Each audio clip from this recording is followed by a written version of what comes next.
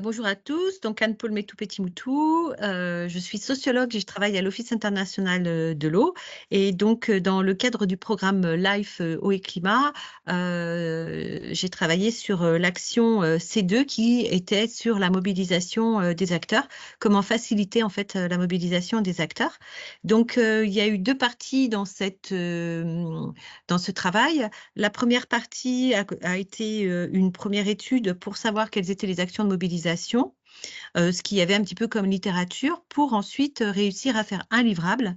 Et donc, ce livrable aboutit à des recommandations pour mettre en place de la mobilisation. Donc ça, c'était la première partie. La deuxième partie, c'est donc des démonstrateurs, c'est-à-dire que nous avons les acteurs que vous avez vus ce matin, que vous avez vus, ou en tout cas dont vous avez entendu déjà parler ce matin, qui ont mis en place des actions de mobilisation. Et ces actions de mobilisation, à chaque fois, a permis de voir justement quelles étaient les difficultés, quels étaient les leviers, comment on pouvait organiser la mobilisation, et donc viennent compléter en fait cette première formule, on va dire comme ça, ou première formulation des recommandations. Donc aujourd'hui, j'ai plutôt axé, puisque vous allez avoir un atelier qui sera consacré à la mobilisation dans la deuxième partie de cette formation. Donc cette formation a deux objectifs. Évidemment, vous présenter les principaux résultats que nous avons obtenus dans ce programme LIFE, mais aussi vous donner des concepts ou en tout cas un certain nombre d'éléments pour pouvoir organiser une mobilisation et avoir quelques notions aussi qui sont très importantes pour mettre en place une mobilisation. Dans cette introduction, je dirais aussi que la mobilisation, souvent, elle est prise comme après tout. On réfléchit à la mobilisation une fois qu'on a réfléchi à la mise en place de son sage, qu'on a réfléchi à la mise en place des enjeux, à ce qu'on veut, etc. Puis dans le plan d'action, à la fin, il faut faire bouger les gens et donc on parle de mobilisation. Et donc, cette mobilisation, déjà, il va falloir la définir. Parce qu'une mobilisation, c'est quoi? Alors, évidemment, c'est un ensemble de personnes qui ont un intérêt commun, ou alors quand on parle de mobilisation des professionnels, genre par exemple une manifestation, c'est bien un intérêt ou une profession, et donc il y a une revendication à faire valoir. Généralement, la mobilisation, elle est plutôt montante plutôt que descendante. C'est-à-dire que c'est un groupe d'individus qui, à un moment donné, sur un intérêt commun, se mobilisent. Et donc là, c'est comment on va susciter justement, à faire en sorte que les personnes puissent venir et s'intéressent aux sujets qui sont ceux qui vous préoccupent. Et donc là, la mobilisation va devoir s'appuyer sur un intérêt commun, c'est-à-dire pourquoi on vient, en gros, un sentiment d'appartenance, j'y vais parce que je me sens concernée, et puis aussi une prise de conscience de son action. C'est-à-dire que si vous voulez vraiment un engagement volontaire, quelque chose qui puisse, par exemple, s'inscrire dans la durée, eh bien, il va falloir que les personnes aient conscience de l'importance de leur action pour pouvoir ensuite mettre en place cette action, ou en tout cas continuer cette action ou avoir conscience de cette action dans le temps. Donc, ce sont trois conditions pour mettre en place une mobilisation. Un intérêt commun, un sentiment d'appartenance et une prise de conscience de l'importance de son action. Et donc, toute la question de comment je vais organiser une mobilisation va s'appuyer sur ces trois éléments. S'il en manque un, votre mobilisation, peut-être pourra avoir lieu, mais il faut bien avoir, si vous voulez vraiment que ce soit quelque chose qui ait du sens, eh bien, il va falloir avoir ces éléments. Alors, pour avoir ces éléments, il faut déjà connaître son territoire. Parce que la mobilisation, elle s'inscrit dans un territoire. Et ce qui est important, et ça c'est l'apport de nous, sciences humaines, que agir sur un territoire, c'est pas agir sur un seul territoire, mais un territoire, ce sont des territoires. Vous avez un territoire physique qui est simple, hein, le territoire physique, c'est une rivière, c'est une ville, voilà, c'est quelque chose que l'on voit, c'est un territoire un peu géographique. Vous avez un premier territoire. Vous allez avoir un deuxième territoire qui est le territoire organisationnel. Vous êtes une rivière, cette rivière est sur une commune qui elle-même fait partie d'un département, ce département fait une région, et puis vous avez tout plein d'acteurs qui font tourner et qui organisent ce territoire d'une façon administrative ou d'une façon politique. Et vous avez le territoire vécu qui est celui le plus souvent difficile en fait à mettre en place ou à appréhender, qui est le territoire vécu. C'est-à-dire que sur votre territoire, vous allez avoir des perceptions. Ce que vous allez retrouver sur le territoire physique, par exemple un cours d'eau, eh bien tout le monde n'a pas la même impression le cours d'eau. Certains vont dire, tiens, c'est un cours d'eau, il y a beaucoup de vie. Et d'autres, au contraire, vont vous dire, on ne voit plus les poissons. Et d'autres vont s'intéresser, non pas à la vie du poisson, etc. C'est simplement de l'eau qui coule. Vous voyez bien, déjà, on a une perception différente. Et de ces 3 territoires-là aussi, va naître des façons de mobiliser différentes parce que vous n'allez pas mobiliser les mêmes personnes sur les mêmes thématiques et de la même façon. Donc ça aussi, c'est une question qui est très importante à avoir en tête. Il n'y a pas un seul territoire, mais des territoires. Et quand vous allez organiser une mobilisation, il va falloir aussi prendre en compte le fait que vous avez plusieurs territoires, plusieurs échelles de territoires, et qu'au sein même de ces territoires, vous avez des acteurs. Les acteurs, c'est des personnes qui agissent. Et c'est ces personnes-là que vous allez devoir mobiliser. Alors, je prends la prochaine diapo si elle veut bien arriver. Ah, voilà. On en arrive aux histoires d'acteurs. Sur votre territoire, vous avez plein de catégories d'acteurs. Ils peuvent être répertoriés en fonction, par exemple, d'un mode professionnel. Vous avez des personnes qui sont dans l'industrie, vous avez des personnes qui travaillent dans le secteur agricole, dans l'agroalimentaire, vous allez avoir des personnes qui sont des représentants, vous allez avoir des personnes qui sont des pêcheurs. Mais un pêcheur peut aussi être un élu, il peut être aussi agriculteur. Et donc, vous voyez bien qu'au niveau déjà des acteurs et des catégories d'acteurs, vous n'allez pas pouvoir mettre en place une mobilisation de la même façon en fonction de ce que vous avez besoin de mobiliser. Si vous voulez mobiliser sur la question, par exemple, de la réduction de l'eau, des économies d'eau, la sobriété, vous n'allez pas proposer aux entreprises les mêmes mobilisations que vous allez faire pour le grand public. Grand public, étant donné que c'est normalement, on met tout le monde dedans. Le grand public, c'est vraiment quelque chose où on ne fait pas attention aux catégories d'acteurs, parfois peut-être un peu la catégorie d'âge, mais en fin de compte, on oublie souvent que ce grand public est déjà un public avec des typologies différentes. Et là encore, on l'a vu, nous, dans nos retours d'expérience, parfois, la mobilisation d'acteurs, et notamment de ce grand public, a été tronquée par le fait que ce grand public-là, on ne le connaissait pas. Et donc, on a mis en place des actions de mobilisation, par exemple, pour les personnes qui n'y connaissaient rien. Et en retour, lors de cette mobilisation, par exemple une conférence, on n'a eu que des personnes qui étaient déjà sensibilisées. Et donc, le discours qu'on voulait porter n'a pas atteint la bonne cible. Donc, mobiliser les acteurs d'un territoire, avant tout, ça implique de les connaître et de bien avoir conscience, encore une fois, que les personnes qui vivent sur un territoire, eh bien, il y a plusieurs territoires et il y a plusieurs acteurs. Et ces acteurs, ce qui complexifie le tout, peuvent être aussi différentes personnes qui agissent dans différents cercles d'acteurs. Donc, la mobilisation, pour qu'elle soit efficace, doit aussi avoir conscience qu'on n'est pas sur des personnes qui sont les mêmes, on n'est pas sur des acteurs qui sont semblables et surtout, ils n'ont pas les mêmes intérêts en fonction de ce qu'ils représentent. On parle de personnes avec une double casquette, triple, quadruple casquette, surtout par rapport aux politiques, par exemple. Et ça, c'est important de l'avoir en mémoire parce qu'effectivement, quand vous allez, par exemple, mobiliser une clé, dans cette clé-là, vous allez déjà avoir des intérêts différents. Des fois, c'est lié aussi à la question géographique. Et donc, il va falloir travailler plutôt sur une commission géographique, par exemple, parce qu'on a des interrogations qui relèvent plus du territoire géographique. Et puis, vous allez avoir aussi des interrogations qui vont plutôt relever sur, par exemple, le changement d'une pratique qui va toucher tout le monde. Et donc, dans ces cas-là, on ne va pas réfléchir à la question géographique, mais on va plutôt réfléchir à quelles sont les bonnes personnes qui vont être un relais pour pouvoir modifier une pratique. Donc, c'est important de les connaître. Alors, comment on peut les connaître? Déjà, il faut les identifier. Donc, la première question à se poser, c'est quels sont les acteurs qui composent le territoire? Par exemple, vous avez envie de faire quelque chose avec l'agriculture, avec les agriculteurs, vous voulez qu'ils réduisent, on parlait d'économie d'eau tout à l'heure, donc je vais rester sur cette question-là, pour des questions justement de manque d'eau qui est liée notamment avec le changement climatique. On va faire en sorte de se dire, il faut qu'on baisse notre consommation d'eau ou en tout cas nos prélèvements dans la rivière. Les plus gros préleveurs, c'est les agriculteurs. Donc, quels sont les agriculteurs qui composent mon territoire? Si vous êtes en Limousin, par exemple, vous allez plutôt avoir des éleveurs et éleveurs extensifs. Par contre, dans certaines catégories, par exemple, si vous allez en Beauce, vous allez plutôt pardon, vous allez plutôt avoir des personnes qui vont être, comment dire, des céréaliers. Et donc, votre mode d'approche ne va pas être du tout le même quand vous allez travailler avec les éleveurs en extensif que quand vous allez travailler avec les céréaliers.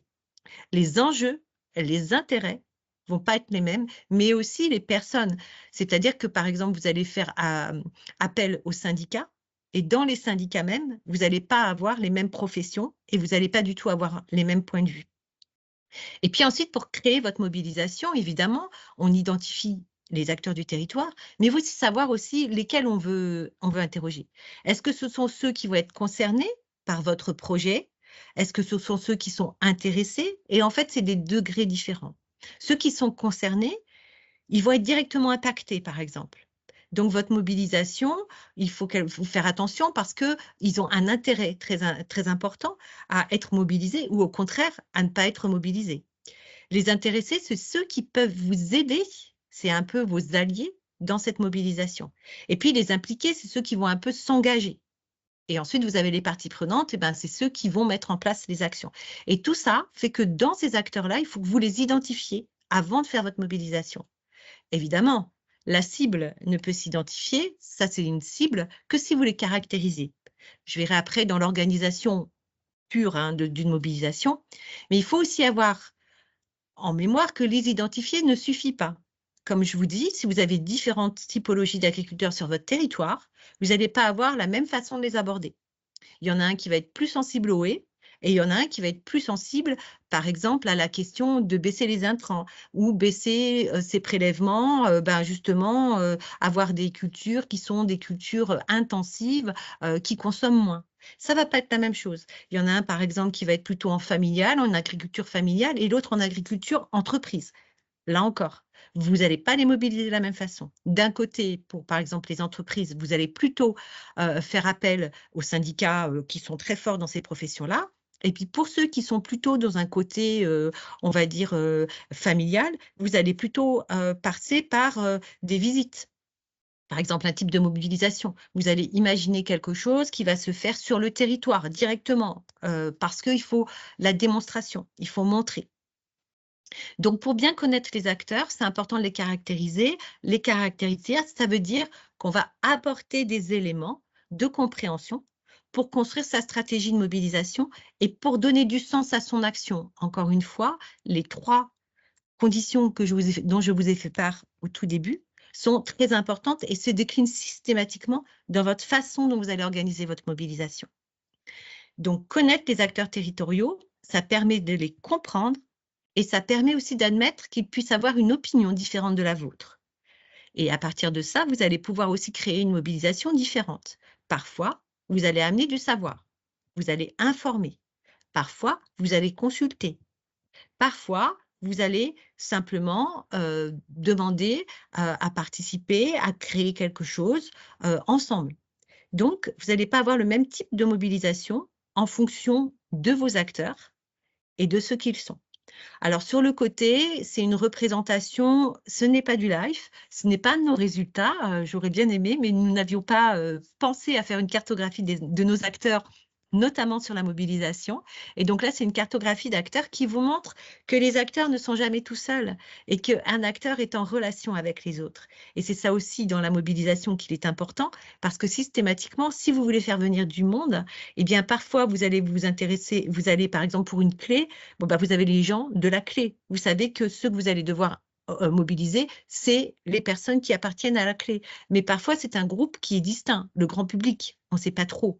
Donc là, ça veut dire que pour toucher les personnes, il va falloir trouver les bonnes têtes de réseau, les beaux interlocuteurs qui vont vous permettre de faire venir les personnes que vous allez mobiliser.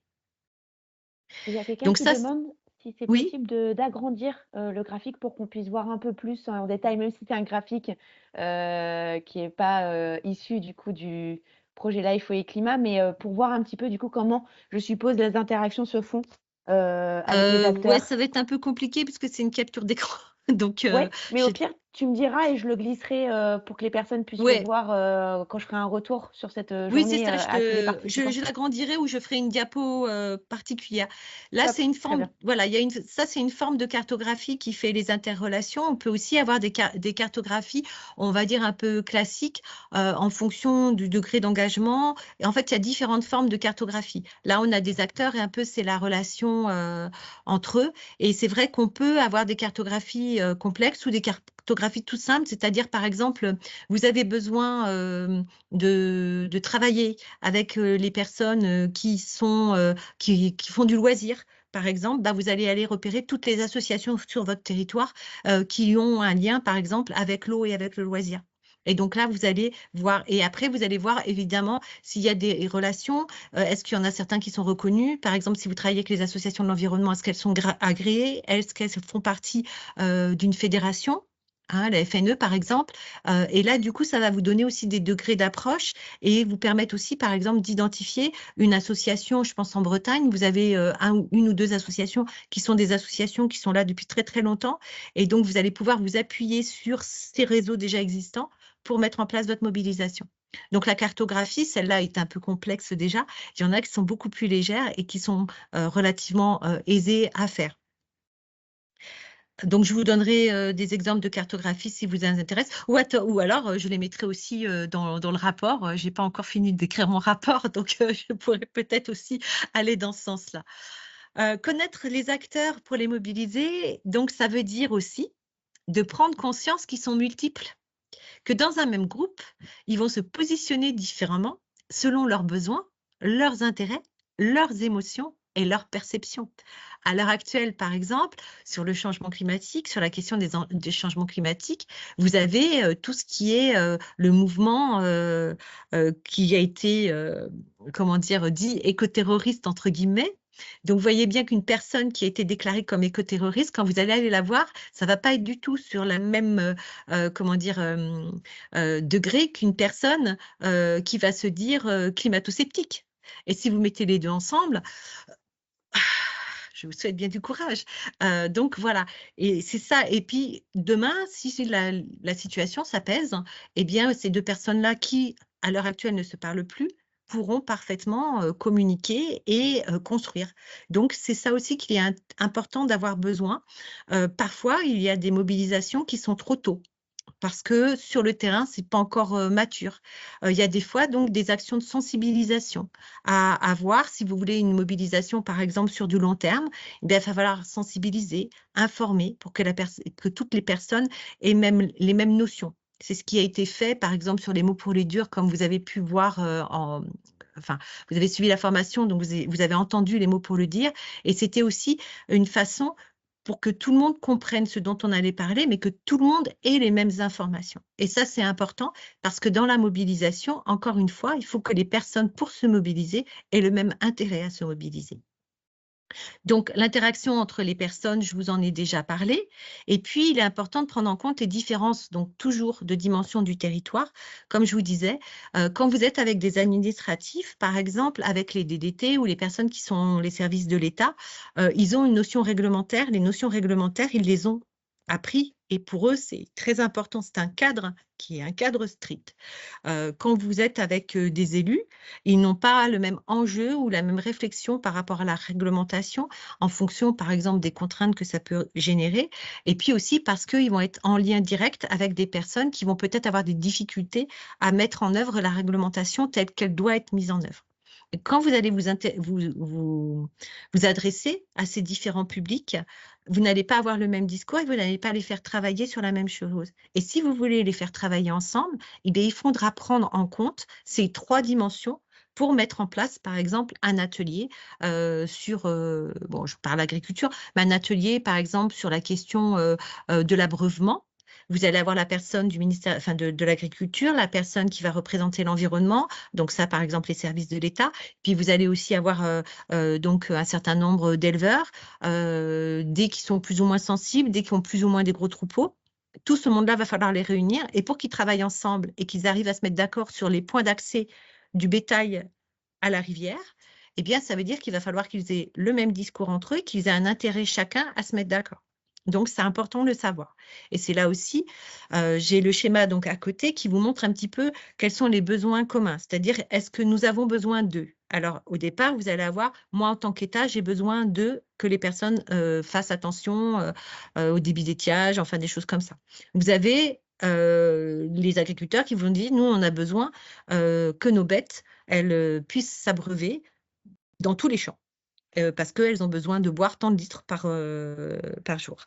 Et puis, vous allez avoir, nous avons besoin, vous avez des pêcheurs à côté qui disent, ah oui, mais il va falloir faire attention, ou les chasseurs, nous, on a besoin de rentrer dans les champs parce qu'on a notre gibier qui est là et on veut tirer notre gibier, etc., etc. Donc ça, c'est le premier. Les besoins, c'est ce qui est le plus important. Après, vous avez l'émotion, c'est-à-dire qu'à un moment donné, on arrive sur ces trucs de moi, je sens que oh là là, pour cette question d'abreuvoir, ça va pas être possible. Là, la terre, elle est comme ci, la terre, elle est comme ça, etc. Et puis après, vous avez la perception. Pour soi, la réalité, elle est comme ça et pas autrement. Dans ce champ-là, on ne peut pas faire venir les bêtes parce que la rivière est dégradée et ce n'est pas possible. Et puis enfin, vous avez la position, qui est celle qui est la plus difficile à faire bouger parce que c'est nous voulons que. Donc, c'est une exigence.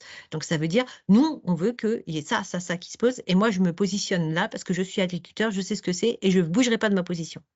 Donc, quand vous allez avoir votre atelier, il va falloir que vous preniez compte de ces différentes échelles pour pouvoir aplanir les difficultés. Et donc, dès le départ, comme vous avez bien caractérisé vos acteurs, vous allez savoir, vous allez avoir, comment dire, imaginer votre atelier de telle façon que les personnes, à un moment donné, changent leur position, ou en tout cas, si c'est votre objectif dans votre mobilisation, ce changement de position, eh il va falloir amener tous les arguments et aller vers le « nous voulons que » devienne un « nous voulons que » commun et pas un « nous voulons que » moi, en tant que personne de tel intérêt, je veux que.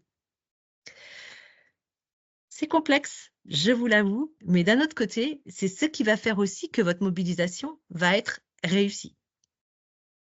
Après, ça peut prendre du temps et puis, c'est ce qui est bien avec, la mobilisation aussi, c'est qu'une mobilisation, qui s'est pas très bien passée, peut très bien se passer très bien la fois d'après. Parce que les personnes aussi vont avoir, à un moment donné, le besoin d comment dire? D'ingérer, de digérer même, tout ce que vous avez dit et ensuite, c'est pour ça aussi qu'une mobilisation, elle n'est pas obligatoirement que un one shot comme on dit, hein, une fois et puis c'est fini. Non, parfois il faut avoir des actions et je vais y venir d'ailleurs dans la prochaine diapositive, il me semble. Il va falloir mettre en place une stratégie de mobilisation. Vous avez plusieurs échelles de mobilisation. Vous pouvez avoir besoin d'une mobilisation sur une information. Voilà, vous mettez tout le monde au courant, bah bon voilà, une fois, c'est bon, vous l'avez dit, c'est fini, on n'en parle plus, on passe à autre chose. Et puis, vous allez pouvoir aussi avoir envie que vous avez une stratégie territoriale à mettre en place et donc vous avez besoin à ce moment-là d'avoir une stratégie de mobilisation dans le sens où vous avez besoin que les gens montent en compétences parce que vous avez besoin d'un changement de pratique. Le changement de pratique, pour certains même, ils vont jusqu'au changement de comportement, ça nécessite 25 ans. Vous n'avez pas 25 ans pour mettre en place votre stratégie territoriale. Donc, ça veut dire qu'il va falloir que vous puissiez réfléchir à une stratégie de mobilisation avec différentes échelles, de telle façon d'arriver à ce que vous souhaitez comme objectif, qui est en fait un changement de pratique. Et donc, il faut bien avoir conscience aussi que votre mobilisation, elle va s'inscrire dans quelque chose qui est plus grand que la mobilisation que vous allez mettre en place, qui est une stratégie d'action territoriale. C'est-à-dire que vous mettez en place un projet de territoire. Là, vous mettez en place un projet de territoire eau et changement climatique. Et donc, dans votre projet de territoire, vous allez avoir différentes mobilisations, différentes formes de mobilisation, parce que vous allez avoir différents acteurs, différents territoires, mais aussi différents objectifs. Et donc, la mobilisation dans un projet ou dans une stratégie d'action territoriale doit être envisagée au même niveau que tout le reste. La seule chose qui fait que la mobilisation est intéressante, c'est qu'elle peut avoir lieu partout. Vous pouvez la faire en amont quand vous faites votre diagnostic, par exemple une mobilisation forte comme une concertation. Vous pouvez la faire pendant la construction de votre projet, parce que vous avez besoin d'avoir une consultation. Vous pouvez aussi le mettre au moment où vous avez mis en place votre projet, et vous pouvez aussi le mettre après, pour savoir comment ça se passe, ou alors parce que les résultats de votre action territoriale, eh bien, fait que vous voulez le restituer. Donc, une mobilisation, elle peut se mettre partout. Hop, voilà. Pour organiser votre démarche de mobilisation, c'est ce que je viens de vous dire depuis le début, ça ne s'improvise pas. Si vous voulez vraiment imaginer une mobilisation qui soit efficace et efficiente, il faut la préparer. Or, la préparer, ça demande du temps. Dans le live, nous avons bien vu que pour nous, il y avait certaines fois, l'animatrice de Sage a été quasiment, alors je dirais pas que sur ça, mais en tout cas qu'une grande partie de son temps a été consacrée à la mise en place et à la création de la mobilisation. Et au départ, c'était une mobilisation, tiens, j'ai une idée, ce serait sympa d'eux. Et à la fin, c'est une vraie construction avec un vrai objectif, avec, voilà, on va essayer telle forme de mobilisation parce que nous souhaitons que telle personne soit informée ou sensibilisée ou que telle personne agisse. Et donc, il faut s'interroger avant de mettre en place la mobilisation sur sa pertinence, sur sa dynamique, sur son objectif propre et sur ses finalités. Et j'insiste beaucoup parce qu'en fait, la mobilisation se retrouve souvent dans une stratégie globale et on ne réfléchit pas au contenu même de la mobilisation. C'est-à-dire que la mobilisation, elle est vue comme quelque chose qui est juste un outil qu'on va utiliser et puis bon, il y a tellement de choses, c'est une action, mais c'est une action qui a peu d'importance. Non, en fait, il faut l'organiser pour que cette action-là, elle est vraiment un objectif à soi-même. Et par exemple, un enjeu d'un sage n'est pas un enjeu de mobilisation.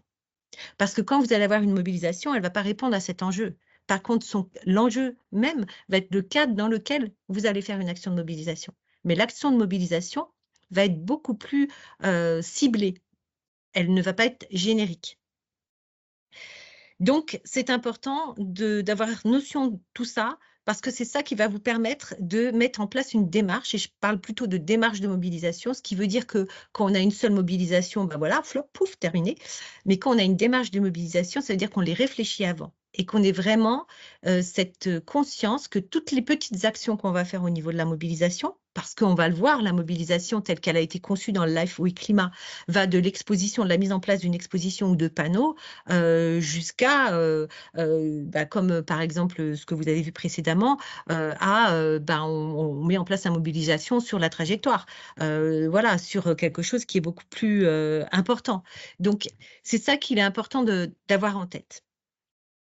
Alors, rentrons dans le vif du sujet pour organiser une démarche de mobilisation. J'en ai déjà parlé, je reviendrai dessus. Le qui est essentiel. On va identifier les acteurs cibles. Si vous êtes dans une démarche de mobilisation qui rentre en place dans une stratégie territoriale, vous n'allez pas avoir les mêmes acteurs, par exemple, pour la mobilisation. Vous allez avoir une idée générale de ce que vous voulez modifier et pourquoi vous allez avoir besoin de votre mobilisation, mais il va falloir identifier à chaque fois les acteurs cibles. Il va falloir définir les objectifs, c'est-à-dire le pourquoi vous faites la mobilisation, pourquoi vous avez besoin de cette mobilisation, de déterminer les moyens, combien et puis quoi, de choisir les actions, comment vous allez mobiliser, et puis aussi de définir les modalités de mise en œuvre. Là encore, le où, le quand, avec le combien, c'est souvent des choses qui sont un petit peu prises à la légère. Et en fin de compte, on s'aperçoit que c'est très intéressant. Pour revenir à l'histoire du fameux grand public, on s'est aperçu que pour toucher le grand public, en fin de compte, il fallait peut-être mieux se mettre sur le marché. C'est pas facile d'alpaguer les personnes pour les mobiliser sur un marché, mais c'est là aussi où on rencontre les personnes qui ne vont jamais aller voir une webconférence ou qui ne se sentent pas concernées par un certain nombre de sujets. Et là, en fin de compte, c'est peut-être le moment, alors peut-être avec des actions un peu différentes. Par exemple, il y a eu un escape game qui a été mis en place pour justement sensibiliser à la question du changement climatique. Eh bien, pourquoi pas? Et c'est ça, en fait, qui va faire venir un public que vous n'avez pas par ailleurs. Donc, le qui. Le qui, c'est les questions à se poser. Quels sont les acteurs cibles que vous voulez mobiliser? À qui vous allez vous adresser pour atteindre ces objectifs? Dans le à qui, je pense que parfois on a une cible, on a des acteurs cibles que l'on veut, mobiliser, mais on va devoir passer par des têtes de réseau, par exemple, par des personnes qui vont vous permettre d'atteindre votre cible. Et c'est pas obligatoirement la cible principale. Comme je disais pour les agriculteurs, parfois il faut passer par les syndicats ou par la chambre d'agriculture pour pouvoir accéder en fait à l'agriculteur lui-même. Qui va motiver et pousser la cible à agir, ça aussi c'est important. Est-ce que vous, en tant que syndicat, par exemple, si c'est un syndicat de rivière, est-ce que vous êtes légitime pour parler du changement climatique? Alors peut-être, peut-être pas, ça va dépendre du territoire, ça va dépendre de la manière dont vous êtes perçu. Et donc là aussi, c'est important à avoir cette notion-là. Peut-être que parfois, une mobilisation, ben, il vaut mieux l'organiser, soit, mais la faire porter par quelqu'un d'autre. Et le portage politique, c'est quelque chose, je n'insisterai pas là-dessus aujourd'hui, mais qui est très important pour pouvoir mettre en place des actions de mobilisation, par exemple. Politique au sens large, hein, vie de la cité et donc personne importante pour la cité, c'est pas obligatoirement un élu. Qui sont les décideurs, les leaders et les alliés? Donc ça, c'est ce que je vous avais dit. Donc comme vous avez bien caractérisé votre population, généralement, vous êtes au courant. Et puis les caractéristiques de ces acteurs cibles, hein, parce que justement, comment vous voulez comment on peut faire pour les mobiliser. Un exemple qui me vient toujours encore pour les économies d'eau, pour les personnes en HLM. Eh bien, il y a eu une action d'un syndicat d'eau qui fait qu'au départ, ils ont mis des pancartes et puis après, ils ont fait des ateliers et ils ont fait des défis pour justement faire prendre conscience aux personnes de combien ils utilisaient d'eau par jour, par personne, et ensuite faire des défis pour qu'ils économisent l'eau avec l'objectif, c'était celui qui gagne plus, quoi, celui qui utilise, qui réduit le plus sa consommation. Et l'objectif derrière, donc ça s'est fait sur plusieurs temps, et l'objectif derrière était aussi que cette baisse de consommation soit pérenne, mais aussi qu'il y ait une prise de conscience de l'importance de l'eau et le fait que bah, justement ils étaient en immeuble, l'eau était de façon collective et donc ils n'avaient pas notion de leur propre consommation. Le fait de faire des consommations individuelles et d'avoir ce petit défi a fait qu'en fait, ils ont pris en compte, en tout cas beaucoup, ont pris, comment dire, tout à coup, ils se sont aperçus que l'eau avait une importance et qu'ils consommaient beaucoup, beaucoup, beaucoup. Et donc, ils ont réduit leur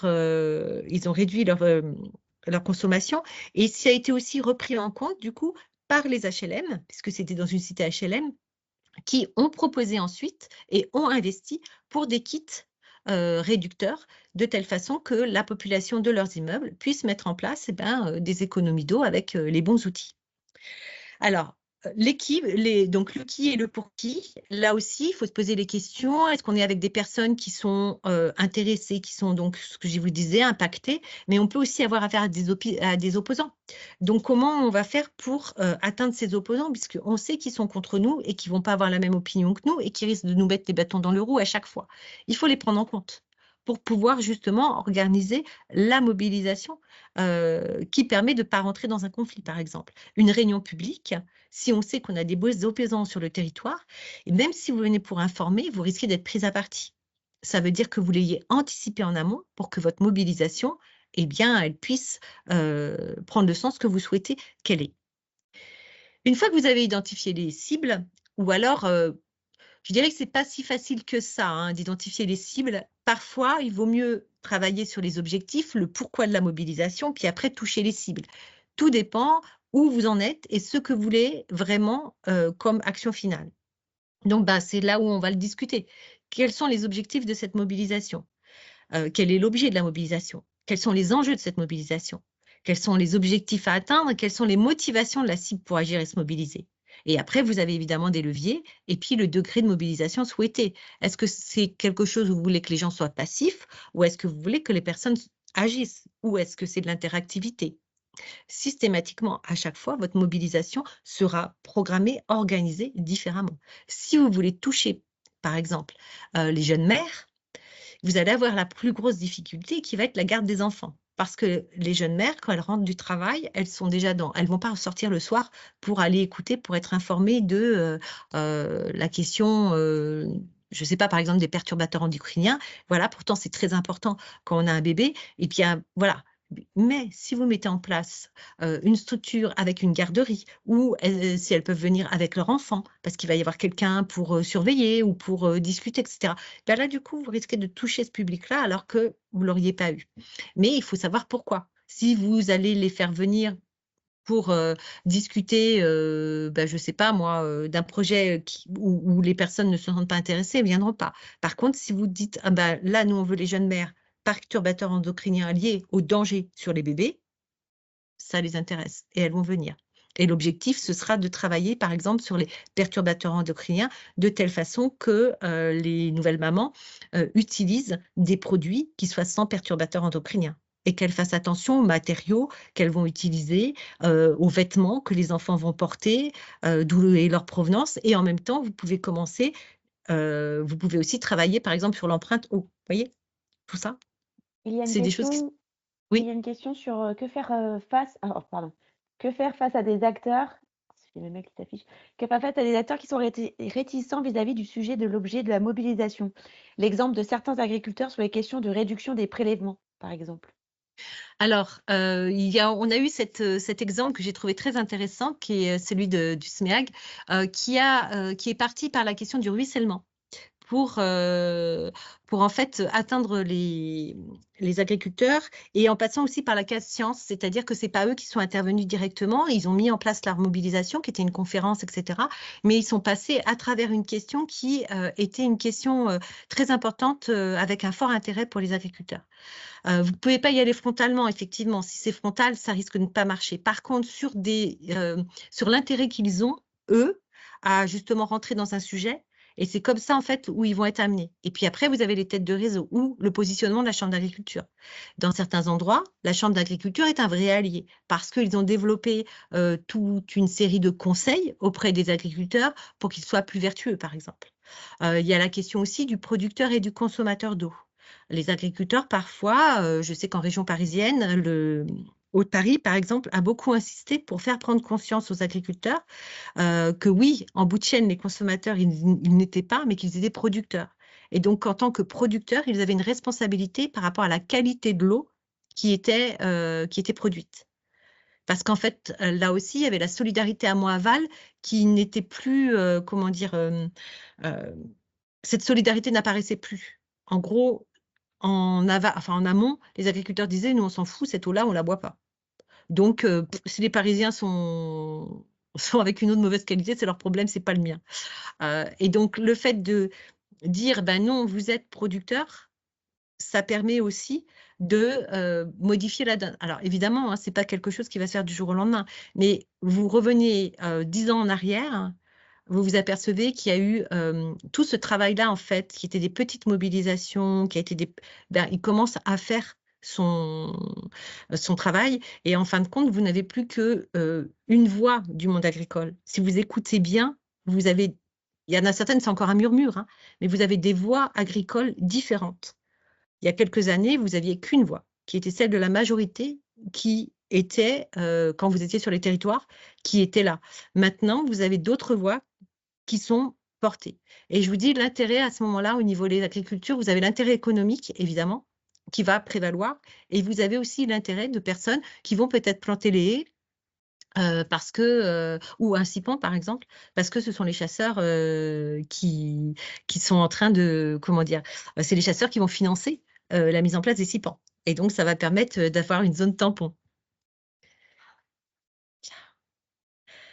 Alors, pour les objectifs de la mobilisation, les choses à savoir qui sont très importantes aussi, c'est qu'il faut que ce soit quelque chose de défini clairement. Pourquoi vous faites votre mobilisation? Il faut que ça apparaisse clairement. C'est-à-dire que là, par exemple, vous parlez d'agriculteurs et comment les intéresser. S'ils sentent derrière le piège du changement climatique ou de la réduction de l'eau, c'est certain que vous ne les aurez pas. Il faut que ce soit mesurable, observable, hiérarchisable. C'est-à-dire que si vous faites une mobilisation, vous pouvez dire, ben voilà, 50 personnes sur ça, etc. Il faut que ça puisse être vu. Il faut que ce soit atteignable et possible. Si vous faites une mobilisation, vous prévoyez entre 20 et 500 personnes, c'est pas tout à fait la même chose. Donc, il faut que ce soit réaliste, si possible, avec quelque chose de concret, en tout cas dans la manière de présenter. Et puis, il faut que ce soit délimité dans le temps. Si vous faites votre mobilisation, la mobilisation, les actions de mobilisation sont sur 1 heure, ben, ça reste 1 heure. Si c'est sur 3 heures, c'est 3 heures. Mais il faut faire attention à cette question de temps aussi. Et puis aussi, c'est toute la difficulté à l'heure actuelle. On a mobilisé une première étape. Et comment on fait pour mobiliser les gens de façon pérenne? Et donc là, si vous savez que c'est de façon pérenne, l'engagement, il va falloir le maintenir. Et ça veut dire aussi qu'il va peut-être falloir changer les modes de mobilisation que vous avez mis en place. Ça peut être, par exemple, au départ, vous organisez des commissions. Donc, on travaille, on fait le diagnostic, on partage, etc. Puis après, il y a la mise en œuvre. Bah, peut-être que pour la mise en œuvre, ça va rester les mêmes acteurs, mais vous allez devoir faire des ateliers qui sont beaucoup plus interactifs. par exemple. La finalité de la mobilisation, elle est très importante aussi parce qu'effectivement, de la finalité, enfin de l'objectif, de la cible, vous allez avoir la finalité. Est-ce que c'est parce que vous avez besoin que les personnes aient des savoirs communs? Dans ces cas-là, les actions vont plutôt se tourner vers l'information, de la sensibilisation ou un partage d'expérience, par exemple. Est-ce que vous avez besoin que ces savoirs soient acquis? Parce que ça va permettre de coopérer, de se fédérer. Donc, dans ces cas-là, on va plutôt aller vers de la participation ou de la concertation. Est-ce que c'est simplement, vous avez besoin de faire passer un message, et auquel cas c'est de la communication?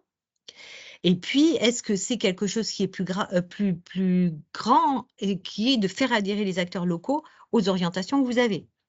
Et donc là, ça veut dire, est-ce que vous avez besoin de faire des actions communes? Est-ce que vous avez besoin de faire émerger des initiatives? Ou est-ce que c'est un changement de pratique? Ces différentes finalités vont faire en sorte que vous allez, comment dire, dimensionner votre mobilisation de façon différente. Alors, comment choisir les actions? Ben, on reprend les objectifs et la cible, hein. Déjà, quelle action va correspondre plus à mes objectifs et à ma cible? Tout à l'heure, par exemple, pour reprendre cet exemple sur les agriculteurs, vous voulez qu'ils prennent conscience par rapport à la question de l'eau et donc qu'ils réduisent l'eau, ben, il faut peut-être voir déjà quelles sont les pratiques. Est-ce qu'il y a des changements de pratiques passibles? Et à ce moment-là, s'il y a des changements de pratiques, qui les fait? Est-ce que c'est nous de façon, comment dire, on a des exemples et donc dans ces cas-là, on va plutôt organiser des visites avec un agriculteur face à un agriculteur pour leur expliquer comment ils ont réussi à mettre en place ces réductions d'eau. Voilà et donc vraiment ça va s'adapter à la cible. Les supports sont importants aussi. Est-ce que vous avez des supports, par exemple pour le scolaire? Vous allez faire, un kit de sensibilisation, un kit avec des jeux, de la ludopédagogie, des choses comme ça va être les supports. Quelle animation? Est-ce que vous allez avoir une animation et qui l'a fait? Évidemment. Et puis quels sont les outils à votre disposition? Vous avez peut-être, déjà par exemple, des échelles, limnologiques, alors, je crois que c'est comme ça, hein, qu'on dit? Limnimétriques, dans vos rivières qui permettent de voir les crues. Et bah, si vous voulez travailler sur la question du manque d'eau, vous allez pouvoir reprendre aussi du changement climatique et le fait qu'on va avoir des événements extrêmes de plus en plus fréquents, vous pouvez repartir sur ces échelles-là qui sont déjà existantes. Donc là, justement, c'est aussi, pour vous montrer aussi que nous avons fait donc des retours d'expérience. Je vous donne l'adresse après, pour que vous puissiez avoir, où justement on a des actions de mobilisation et on a donc replacé ces actions de mobilisation, c'est des retours d'expérience, donc dans le contexte qui ont été réalisés, qui les a réalisés, quelles ont été les difficultés rencontrées, quels sont les leviers et pour finir sur des recommandations qui vont ensuite, alimenter, le livrable que nous allons sortir, d'ici peu de temps. Comme vous voyez, c'est différent. On a une sensibilisation des agriculteurs au changement climatique, je vous en parlais tout à l'heure sur la question du ruissellement. On a aussi, par exemple, des ambassadeurs, qui vont permettre de faire les relais, sur, ben, moi ça y est, j'ai appris maintenant, j'ai acquis un certain nombre de choses et donc, je suis en capacité de travailler sur le sujet, mais je suis aussi en capacité d'informer les autres personnes avec qui je travaille, et cetera, et cetera. Donc vous avez différentes actions, différents objectifs et différentes cibles avec les supports qui ont été faits. Une fois qu'on a les supports, bah, évidemment, ou qu'on voudrait avoir les supports, la question c'est qui fait quoi? Quoi? Le quoi et le combien? Combien ça va coûter? Quelle est l'équipe qui va prendre en charge ces actions? Quelles sont les compétences dont on a besoin? Qui fait quoi? Est-ce qu'on s'allie avec des personnes? Est-ce qu'on le fait tout seul? Est-ce qu'on a les outils et le matériel? Est-ce qu'on a les compétences? Est-ce qu'on a des appuis qui existent? Je pense notamment à l'organisation d'une conférence. Ce qui était très intéressant, c'est que le syndicat qui a organisé cette conférence, s'est appuyé sur une personne extérieure, une animatrice extérieure au territoire, ce qui a permis en fait, au niveau de l'animatrice, à la fois, de permettre à tous les orateurs de parler avec un temps précis, mais aussi de donner à, comment dire? De faire participer le public sans avoir d'a priori par rapport à la personne qui allait poser la question. Et en même temps, de faire réduire par exemple, de reprendre la personne, quand souvent on a des personnes qui vont trop loin ou qui monopolisent la parole, eh bien, elle a réussi à faire en sorte de gérer tout ça.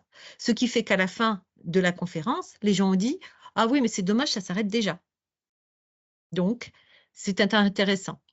Donc, les organismes qui peuvent être aussi sollicités, je pense aussi à une mobilisation sur l'eau ou pour les publics scolaires, une société est venue avec des contenus très interactifs, des bouts de films, des quiz, des dessins animés, etc., pour monter et pour sensibiliser les élèves. Et les élèves ont été très intéressés, et les professeurs aussi, parce que comme c'était interactif, en fait, les enfants, pendant 2 heures, ils n'ont fait pas de bruit, ils ont été intéressés. Et comme il y avait des quiz aussi qui nécessitaient qu'ils soient concentrés pour gagner, eh bien, ils ont des notions et ils les ont acquises.